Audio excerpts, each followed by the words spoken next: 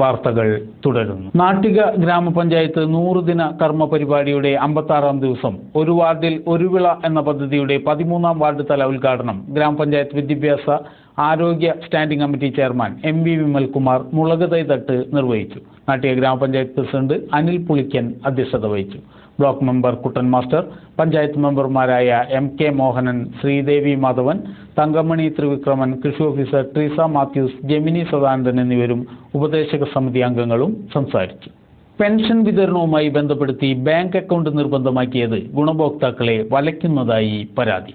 നിയമത്തിന്റെ തുടക്കത്തിൽ ഏതെങ്കിലും ബാങ്കിൽ അക്കൗണ്ട് ഉണ്ടെങ്കിൽ അത് മതിയാകുമായിരുന്നു. പിന്നീട് നിയമത്തിൽ ഭേദഗതി വരുത്തുകയും പെൻഷൻ ലഭിക്കണമെങ്കിൽ നാഷണലൈസ്ഡ് ബാങ്കുകളിൽ പുതിയ അക്കൗണ്ട് തുറക്കണം എന്നാക്കുകയും ചെയ്തു. കർഷക തൊഴിലാളി പെൻഷൻ, വിധവാ പെൻഷൻ, വികലാംഗ പെൻഷൻ തുടങ്ങി ഒട്ടേറെ ക്ഷേമ പെൻഷനുകൾ വാങ്ങുന്നവരിൽ ഭൂരിഭാഗവും നിർധനരാണ്. പ്രായാധിക്യം മൂലം ശാരീരിക മാനസിക ബുദ്ധിമുട്ടുകൾ കാരണവും ബാങ്കിലെത്തി തുക കൈപ്പറ്റാൻ കഴിയാത്തവരാണ് പലരും. അക്കൗണ്ട് തുടങ്ങാനും പൈസ വാങ്ങാനും മറ്റുള്ളവരുടെ സഹായം തേടാതെ മാർഗമില്ലെന്നതാണ് സ്ഥിതി. ഇതുമൂലം ബാങ്ക് വഴി പെൻഷനായി ലഭിക്കുന്ന തുക വീതം വയ്ക്കപ്പെടുന്നുണ്ടെന്നുള്ള അവസ്ഥയിലുമാണ് പെൻഷനേഴ്സ്.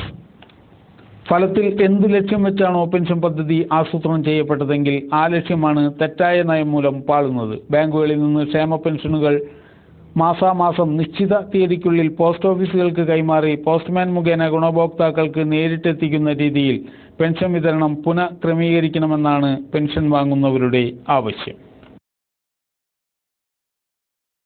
കാട്ടൂർ ഗ്രാമപഞ്ചായത്ത് കാർത്തിക കുടുംബശ്രീയുടെയും JLG ഗ്രൂപ്പിന്റെയും സംയുക്താഭിമുഖ്യത്തിൽ നെൽകൃഷി പച്ചക്കറി കൃഷി വിളവെടുപ്പ് മഹോത്സവം കാട്ടൂർ ഗ്രാമപഞ്ചായത്ത് പ്രസിഡന്റ് ഷീജ പവിത്രൻ ഉദ്ഘാടനം ചെയ്തു.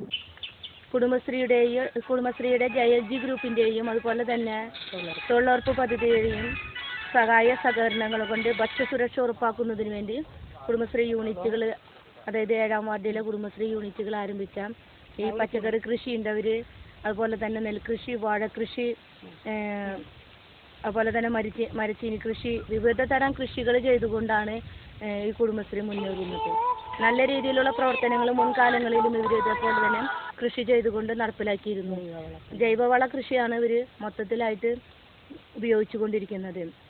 ജൈവവളം മാത്രം ഉപയോഗിച്ച്, അതായത് ഇംഗ്ലീഷ് മരുന്നുകൾ ഒന്നും ഒരു രാസവളങ്ങളും ഉപയോഗിക്കാതെ പച്ചക്കറി കൃഷിയിൽ നമുക്ക് സാധാരണക്കാരായ ജനങ്ങൾക്ക് നല്ലൊരു പച്ചക്കറി കിട്ടുന്നതിന് വേണ്ടി കുടുംബശ്രീ യൂണിറ്റുകാരുടെ നല്ലൊരു പരിശ്രമത്തിൻ്റെ ഫലമായിട്ടാണ് ഇന്നിവിടെ ഈ പച്ചക്കറി കൃഷി ഉദ്ഘാടനം ചെയ്തു തന്നെ. നന്നായി ഇനിയും കൃഷി ചെയ്യാനുള്ള ഒരു മനസ്സ് ഈ കുടുംബശ്രീക്ക് ഉണ്ടായിരിക്കട്ടെ എന്ന് ആശംസിച്ചുകൊണ്ട് ഇന്നത്തെ ഈ പച്ചക്കറി കൃഷി ഉദ്ഘാടനം ചെയ്തതായി, അതുപോലെ നെൽകൃഷിയും ഉദ്ഘാടനം ചെയ്തതായി പ്രഖ്യാപിച്ചുകൊണ്ട് നിർത്തുന്നു.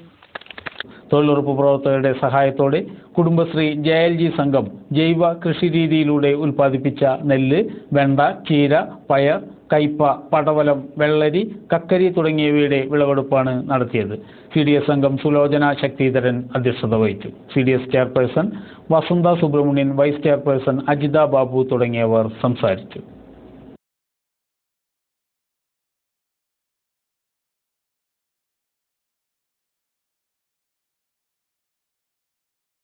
ഹെൽമറ്റ് പൊട്ടിത്തെറിച്ച് അത് ധരിച്ചിരുന്ന യാത്രക്കാരന് പരിക്കേറ്റ സംഭവത്തോടെ ഹെൽമറ്റുകളുടെ ഗുണനിലവാരം സംബന്ധിച്ച ആശങ്ക വീണ്ടും മുറുകിയിരിക്കുകയാണ്. ഒരു റിപ്പോർട്ട്.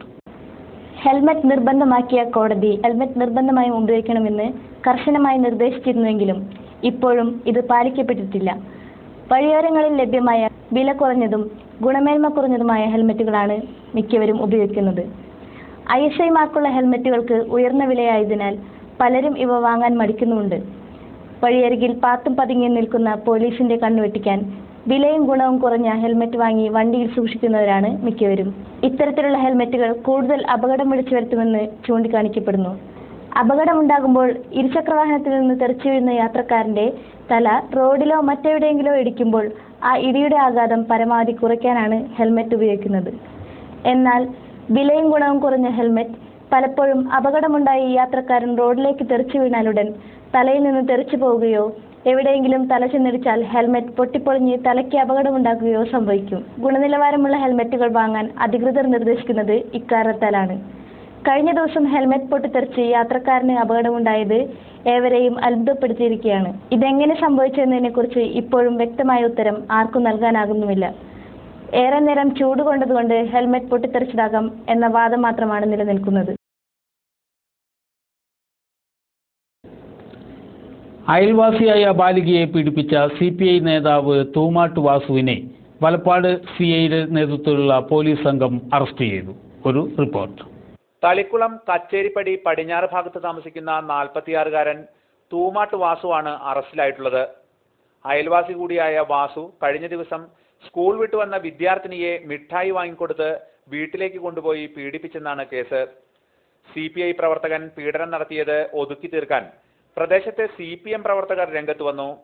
ഒത്തുതീർപ്പ് നടത്തിയ CPM ബ്രാഞ്ച് സെക്രട്ടറിയെ പോലീസ് ചോദ്യം ചെയ്തതായി സൂചനയുണ്ട്. കഴിഞ്ഞ ദിവസം പ്രതിയുടെ വീട്ടിൽ വെച്ച് പോലീസ് രഹസ്യമൊഴിയെടുത്തു. തുടർന്ന് വൈദ്യപരിശോധനയ്ക്ക് പെൺകുട്ടിയെ വിധേയമാക്കി. വാടാനപ്പള്ളിയിലെ ബന്ധുവീട്ടിൽ ഒളിവിൽ കഴിഞ്ഞ പ്രതിയെ CI KT സലിൽകുമാറിന്റെ നേതൃത്വത്തിലുള്ള പോലീസ് സംഘം ചൊവ്വാഴ്ച രാവിലെ അറസ്റ്റ് ചെയ്തു.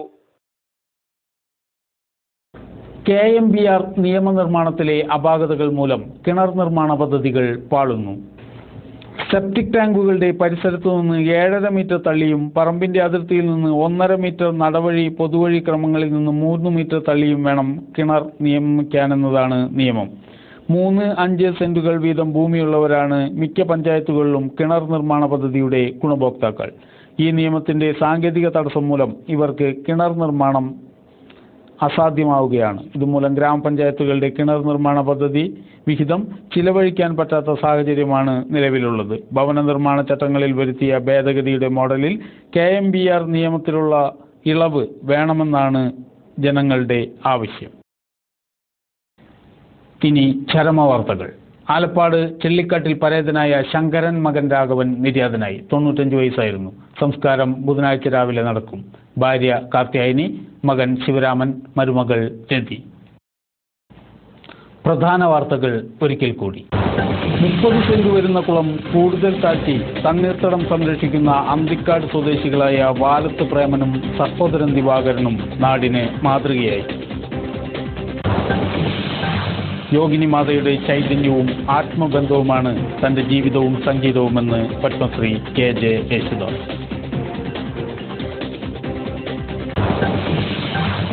കാട്ടൂർ ഗ്രാമപഞ്ചായത്ത് കാർത്തിക കുടുംബശ്രീ പ്രവർത്തകരുടെ നേതൃത്വത്തിൽ കൃഷി വിളവെടുപ്പ് നടത്തി. ഇതോടെ വാർത്തകൾ കഴിഞ്ഞു. നമസ്കാരം.